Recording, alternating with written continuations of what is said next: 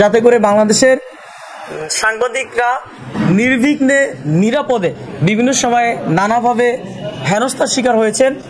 যারা হেনস্থা করেছে আপনাদের সকলকে শুভেচ্ছা, আবারও অভিনন্দন জানাই।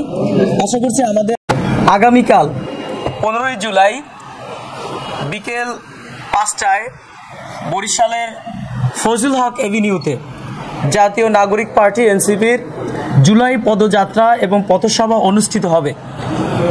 আমরা এই কর্মসূচির রোডম্যাপ ঘোষণা করছি। আগামীকাল আসবেন এবং আমাদের ভোলা বরিশাল দুইটা একসাথে হবে, এই জন্য সকালে ভোলা, বিকালে আমাদের বরিশাল।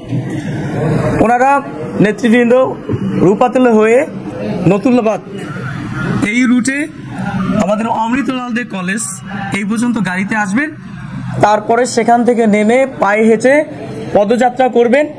আমাদের সকল স্তরের নেতৃবৃন্দ যারা আছেন, আমাদের শুভাকাঙ্ক্ষী ছাত্র জনতা, জুলাই বিপ্লবের সহযোদ্ধা যারা এই গণঅভ্যুত্থানে অংশগ্রহণ করেছেন, সকল সহযোদ্ধারা মিলে আমরা অমৃতলাল দে থেকে এখান থেকে এই রুট হয়ে জেলখানার মোড় হয়ে সদর রোড হয়ে ফজলুল হক এভিনিউতে আমরা পদযাত্রা করব।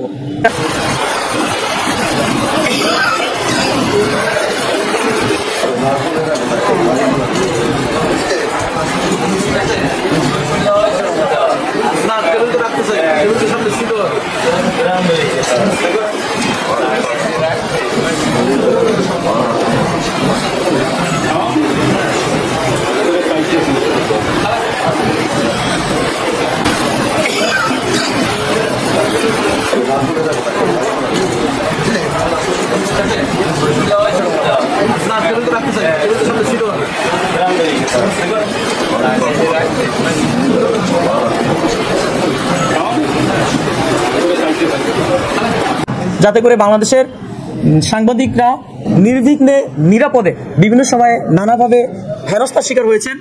যারা হেনস্থা করেছে আপনাদের সকলকে শুভেচ্ছা, আবারও অভিনন্দন জানাই।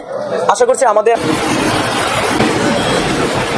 আগামীকাল 15ই জুলাই বিকেল 5টায় বরিশালের ফজলুল হক এভিনিউতে জাতীয় নাগরিক পার্টি এনসিপির জুলাই পদযাত্রা এবং পথসভা অনুষ্ঠিত হবে। আমরা এই কর্মসূচির রোডম্যাপ ঘোষণা করছি। আগামীকাল আসবেন এবং আমাদের ভোলা বরিশাল দুইটা একসাথে হবে, এই জন্য সকালে ভোলা, বিকালে আমাদের বরিশাল।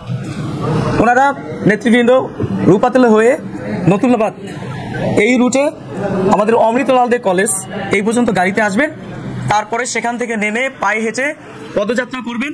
আমাদের সকল স্তরের নেতৃবৃন্দ যারা আছেন, আমাদের শুভাকাঙ্ক্ষী ছাত্র জনতা, জুলাই বিপ্লবের সহযোদ্ধা যারা এই গণঅভ্যুত্থানে অংশগ্রহণ করেছেন, সকল সহযোদ্ধারা মিলে আমরা অমৃতলাল দে থেকে এখান থেকে এই রুট হয়ে জেলখানার মোড় হয়ে সদর রোড হয়ে ফজলুল হক এভিনিউতে আমরা পদযাত্রা করব।